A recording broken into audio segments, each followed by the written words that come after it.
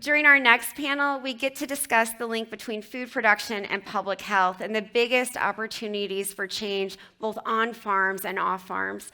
I am excited to introduce Anna Gray, the Public Policy Director and Counsel with the Iowa Natural Heritage Foundation, Theresa Greenfield, the Iowa State Director for the U.S. Department of Agriculture, Dr. Judy Monroe, the President and CEO of the CDC Foundation, and Tambra Raye Stevenson, the founder and CEO of a Women Advancing Nutrition, Dietetics, and Agriculture, otherwise known as WANDA. Give them a round of applause, please. I'm so excited to see this panel. Thank you all for being here. Judy, I'm hoping I can start with you, if that's okay. And we've seen, in rural areas, a really pervasive lack of investment over the last few decades. So there's been rural areas have been ignored in so many ways, and farmers have been ignored. And I'm wondering now if you do see that changing, and if you can tell us about what that change looks like.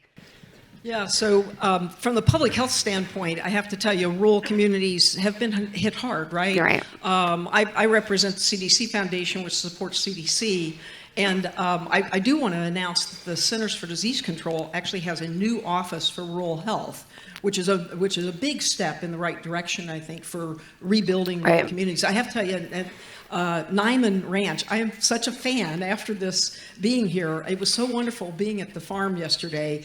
My family started out as farmers, my grandparents and uncles and so forth. So this is just exactly what our country needs. We need the small farmers. We need vibrant rural communities, but that starts also with health, right? And so, and that CDC and the foundation, we're interested in helping support the health of the farmers, because it starts there. And so I think this investment that federal government has made in CDC, having a rural office at CDC is super important. It's amazing. So that's one step in the right direction. That's fantastic. And we can talk more about that later. Anna, if I can turn to you, this investment in agricultural communities and rural communities is so needed. And when we do that, we find ways to protect the environment. We find ways to, raise local economies. What are we doing in terms of improving the health of folks who live in these areas? Yeah, thank you. Again, I'm Anna Gray. I'm the Public Policy Director and Counsel at Iowa Natural Heritage Foundation. So a little bit about INHF's role in working with farmers and landowners, and our impact on the land is helping protect farms. So keeping working lands in working hands. So we're fortunate to have Paul Willis on our board. I see Professor Neil Hamilton is also on our board. And those voices come to our organization and help us protect lands that gives then farmers some freedom and flexibility to be more creative with how they farm. And of course, our water quality, everything is a function of how we treat our lands. Iowa is the only state in the nation with a rising cancer rate. Now, cancer's multifactorial. There's a lot of reasons that might be, but with 30 million acres of our 36 million acres in Iowa in agricultural production, how we farm and the opportunities available to those farmers makes a significant difference. It does, certainly. Theresa, how we farm is so central to the health of communities and everything that we've been talking about for the last few minutes. What are the success stories that you're seeing on the ground where you're farming in a way that benefits the environment, that benefits local economies, and then benefits health? How do you combine all of those things in a way that truly invigorates communities? Good morning, everyone. I'm Theresa Greenfield. I'm the State Director for USDA Rural Development. Now, there is one of me in every one of your states, so when you leave today, please go meet them. USDA and public health, we are right at the crossroads, the epicenter of public health and what we do at rural development. I am so fortunate to be appointed by President Biden, and the investments of the Biden administration and Vice President Harris into the Inflation Reduction Act, number one, is an investment in tackling climate change. And we've heard throughout all of our speakers today the impacts of climate change on public health, on our food supply, on the economies of our small and medium-sized farmers. So one, my job is to take that big law, all those investments, and help deliver it right on down to the local community. So some of the things we do are we invest in new water systems to ensure that communities have clean water. Public health, number one. Right. That we're dealing with investments in renewable energy through our REAP program so that small farmers, small businesses can get a 50% grant if they want to make an investment to bring solar onto their farming operation. We're helping with those investments because one, it helps the climate, but two, it helps our small producers make more money. And we're really interested in our farmers being successful. And so they're saving money. So those are a couple ideas. And what I really know is that anything that's successful when it comes to the investments, your tax dollars coming back to you and your communities, is when it's led by joyful, hopeful local leaders, bringing their ideas to the table and letting us just be a partner with them. I do have another story, but I'll wait if you want. No, let's stay on this joyful point for a minute because I think this is so important to what we are discussing today. That I think many of us have felt the discrimination against rural communities in so many ways, where they haven't been thought of as places where diversity of thought and practices can come about. And I think that's really important to identify those community leaders on every level who are uplifting these communities. Can we talk a little bit about that, Theresa? Sure. Well, how about if I share an example? Please. Rural communities and rural counties across Iowa have really suffered from a lack of dentists. And if you don't get good dental care, or you have to travel 90 miles to get an extraction, to get the care you need, lots of folks just aren't getting it. And that affects their health and their community's health. And so we came together with Delta Dental. We came together with University of Iowa Dental School. And we created a program what's called FIND, which means Fulfilling Iowa's Need for Dentists. And it all started with leadership in the small town of Corning who said, we need dentists. What can we do? And so Delta Dental provides a $200,000 student debt relief to dentists that will come to the rural communities. We provide loans and grants up to $1 million to those dentists to buy equipment. And Corning now has a dentist, and we have brought 61 dentists to the state of Iowa who live and work in rural communities. And it gets even better. All of those dentists have made a commitment to serve the underserved, another high priority of President Biden and Vice President Harris. And so they make a commitment to serve minimum 15% of their population are Medicaid recipients. So huge success. And it is such an important reminder that you can't eat in a healthy way. You can't eat fruits and vegetables or nutrient-dense meat if your teeth hurt all the time. So it's so important, and I think it's been often overlooked. Judy, I know you have a comment on this. Well, I applaud you. That is so fantastic. I mean, when we look at rural communities, the federally qualified health centers have played a big role in the community health centers in the rural areas as well, and that's a network across the U.S. that's had a lot of bipartisan support over the years. So I love the fact that you've increased the dentists. Thank you so much. So, Tambra, you and I over the years have talked a lot about what I just mentioned, this diversity of thought, diversity of practice, diversity of infrastructure that is needed, but we also need to highlight the diversity of foods that are available. And in the past, there's been an uplifting of certain diets, like the Mediterranean diet and other diets that aren't always culturally relevant to a lot of communities. Can you talk about how we can focus on making sort of, the changes that are needed in a way that meets the needs of different kinds of communities? Most definitely. I first want to thank Food Tank and Nierenberg for hosting this important event at a critical time as we have upcoming elections where food is on the ballot box, as we think about how do we want to shape the food policy in this country that it has huge impact in our health and in our economy and also our communities. At WANDA, we believe that you can't have WANDA without aid for agriculture. It is the backbone of this country, our food system, and really our healthcare system. And so when we look at diversity from who leads to the who plants the seed, it's so critically important to understand how that shows up from a biodiversity and sustainability and climate impact perspective. It has huge implications. And so when we think about just take fonio, let's take millet, let's take so many different cereal grasses that are gluten-free that's important for those who face celiac.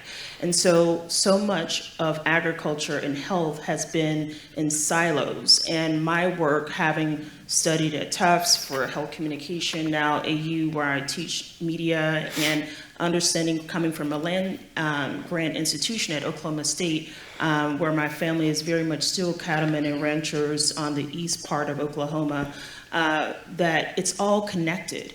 And when we break through these silos and see that the diversity comes from when we come together and unite our food and healthcare systems and make that a culture of health, we actually understand that these are the inputs of determinants of our health. And so the diversity of the seeds that we plant is a diversity of the income streams that we bring into our communities. And that is so important, and that is why it's really the foundation of our work at WANDA, why we have went into a partnership with Hopkins University this year to host the Food is Medicine in the Black community gathering this October, because we understand that food is medicine is not just about our healthcare, it's about the economic opportunities when we give to entrepreneurs to plant new seeds of hope, and that is helping other people every day while having optimism, perseverance, and enthusiasm on life. We need more hope. We need to plant more seeds of hope, and we need to pull the weeds of doubt, which is doubting other people every day, doubting our potential, doubting the opportunity that stands before us when we choose not to reimagine the possibilities. And so we began doing that through our WANDA Scholars Program and planting that seed in the next generation of food heroes, because we understand that we cannot do everything, but we can is motivate the next generation to see the possibilities. And so through an endowment that we created at Oklahoma State University 2 years ago during the time of the White House Conference on Hunger, Nutrition, and Health, that we had the opportunity to participate and submit a policy report, we understood that I was, as the only person who was an African American, kind of like this room in my nutrition program, how do we see that our communities also need more Black farmers, need more Black nutritionists, more Black chefs, more Black food entrepreneurs, and that possibility cannot happen unless we cut out the financial impacts that cause us not to show up and be at the table to shake tables of change, from the coins to the credentials and the currency that needs to flow in our communities. And so we do this through our Food Freedom Fund and also through our Sisterhood Suppers, what we recently hosted in Tulsa, Oklahoma. And that created an opportunity to bring policymakers together, academics together, those who care about our communities, to say, how do we make that investment? Because when we invest in the people in the food system, we can invest in the potential of what the food system can bring for our economy and for our health. And so that is why we're building that bridge to Africa, as I'm the North American representative for the African Nutrition Society, because it has huge implications beyond just the borders of the US, but the potential of our global food system, because we're all connected. And so when I say I am a silo smasher, it's understanding we're cross-cutting geographies, generations, and sectors, and we're part of one system, one world, and one humanity working together for the common good. And so we must support the Food Bill of Rights because of this. And that idea comes from this belief in taking a public health approach that if we unlock our superpowers as farmers, as chefs, as dietitians, as food policy makers, as media makers, we realize that we are part of one system connected. And too long, our systems of climate, environment, health, and food have been separate. Absolutely. And we're saying no more. So you can learn more and go to foodbillofrights.org and support that petition. Thank you so much, Tambra, and thank you for being a silo smasher. I think that the silo breaking is so needed. We're at a critical point, and I want to turn back to Anna and Theresa about this idea of breaking silos. And, we have a problem in this country where, when we talk about specialty meat, it's specialty meat. Or when we talk about fruits and vegetables, they are specialty crops. And I'm wondering how we can make more resources available to the farmers who want to grow these specialty things because they are so important to nutrition, to diversity, to building local economies. How can we support farmers who want to do this? So I want to start with pulling on a thread Theresa started, which is kind of those local leaders and local communities. I grew up southern Iowa, rural community, often one of the poorest communities in the state. Very much an agricultural community, and if I were to go into that community and start talking about agriculture and public health and all of these things that we are very dynamically talking about here today, it's going to get lost in translation. And so really being able to start with some of those local leaders, those trusted people of influence in their lives, is very important. Right. And then, we talk a lot too about, with specialty crops or specialty meats, the market's available. A lot of farmers may feel that there isn't a market available to them for anything but corn and soybeans. But I think we often also have to remember there's really not much of a market for corn and soybeans either. Right. Right? I was just in a presentation earlier this week that talked about how much we are overproducing corn. And I know that's not new to anyone in this room. But the audience and the people in those rural communities aren't necessarily getting the message here. I think we also have to remember there are others that are not in this room that are sharing a very different message. And so seeking out those that have different points of view, that have different opinions, and then working to meet them where they're at and build relationships takes time, and it's hard and very frustrating at times. I work in public policy. But we have to keep doing that. So meeting people where they're at, especially for rural communities. Fantastic. Thank you. Theresa. All right. Well, Danny, I think it just starts with leadership, and we've heard that throughout today's speakers. And at the top of the United States of America is President Biden and Vice President Harris, who have made an investment into rural America. And I am so proud to get to help deliver that message. But to Anna's point, I can't come into communities and say, hey, I'm the federal government. I'm here to help you. That doesn't go over very well. But fortunately, I grew up on a little farm outside of a town of 500. Our farm was almost identical to the Alderlands farm yesterday. Oh, nice. Regenerative, hogs in the pasture, crop duster, big gardens, you name it. And so approaching people where they're at, and then really letting them know that we value their ideas, and then we're here to partner and bring their dollars home and help them achieve those ideas, whether they are a specialty farmer. We've got, to your point, I've got folks testing Proso millet that we're working with and helping fund that through these mini federal programs. And so for me, my focus is trying to put a local rural face on the big federal government, right? And I'm just couldn't be prouder to get a chance to work with organizations like the Iowa Natural Heritage Foundation and maybe some new organizations that I'm meeting here today. So reach out to us if you have ideas. We want to be your partner. And I think that's a new approach for the federal government. Right, absolutely. Judy, I think that point, especially about that's a new approach for the federal government, approaching people where they're at, as Theresa mentioned, is really important. Will mentioned that earlier during his remarks. I'm wondering if you can talk about some of the ways the CDC Foundation is working with the Biden-Harris administration to support the health of rural communities and smash some of these silos that we've been talking about.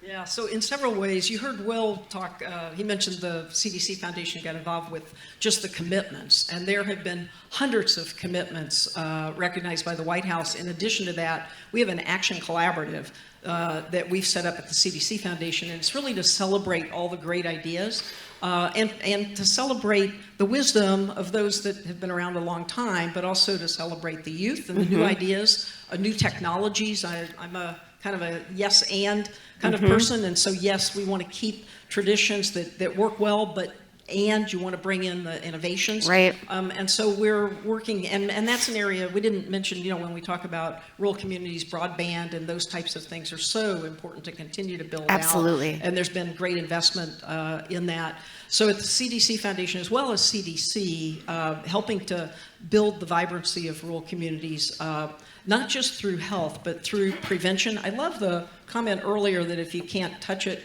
it's not real. Right, right. I mean, we live in the world of when it's prevention, nobody sees it, right? It's invisible, but we really need that. I'm struck by what you were saying, the concept of One Health. Many of you heard that, right? So it's human and animal and environmental health. We need One Health. CDC is very involved in that. We're supporting that at the CDC Foundation as well. But I think I get most excited with the youth. And there are a number of programs that, through the commitments that have taken place through the White House and through the Action Collaborative, I just can't tell you how many businesses and private sector have stepped up, either with donations of product, donation to help with food security as an example in rural areas as well as urban.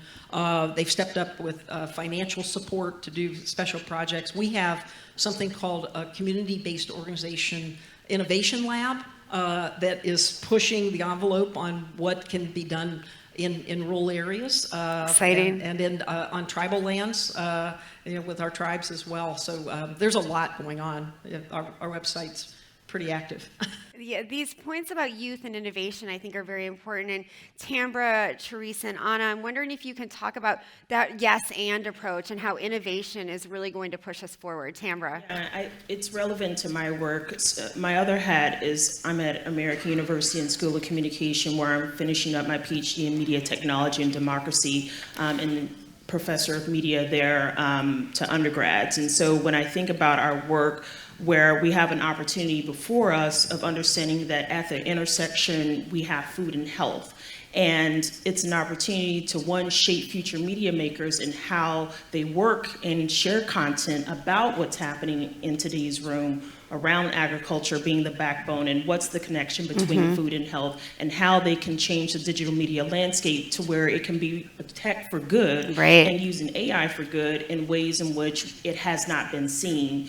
And that's what I'm going to be diving into our classroom, to make those kinds of connections of understanding how we see the media landscape and how that changes the discourse and narratives, and ultimately changes how we think about policy and how we go to the ballot box. Because at the end of the day, all of us in this room, I see you as a food freedom fighter. The question is, what are you willing to fight for, and what are you willing to be courageous and bold to do?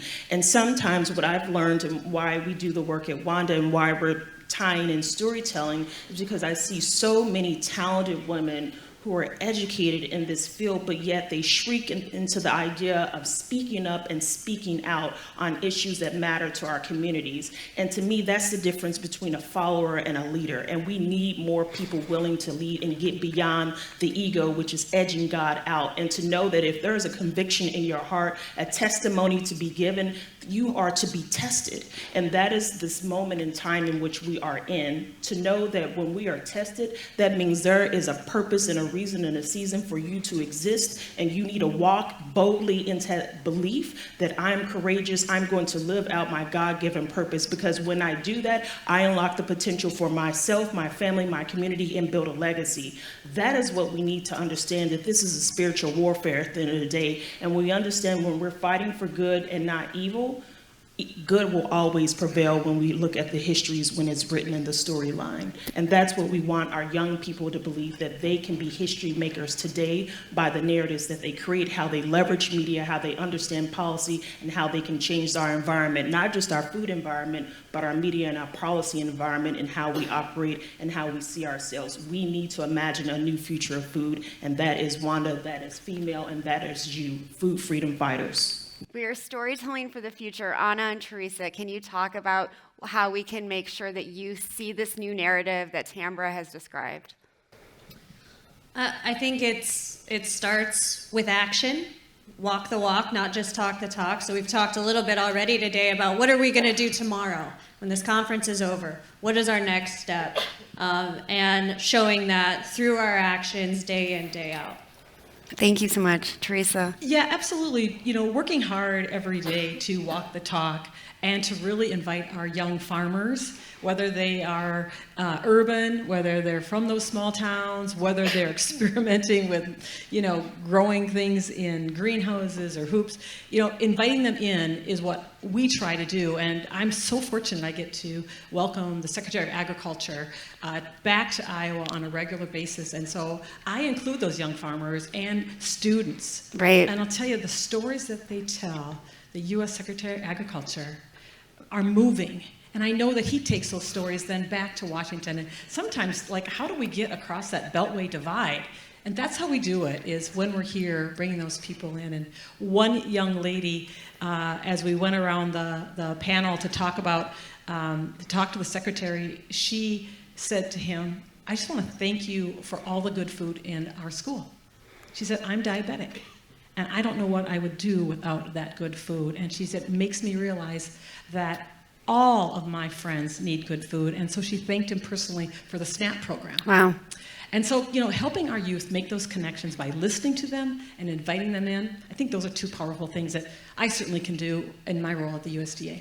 Thank you so much. Sadly, we are out of time, but this idea of youth telling their own stories and having that power is so impactful. I want to thank all of our panelists. Give them a round of applause, please. Thank you. Bigger round of applause, everyone. Come on, keep your energy up. Thank you. Thank you so much.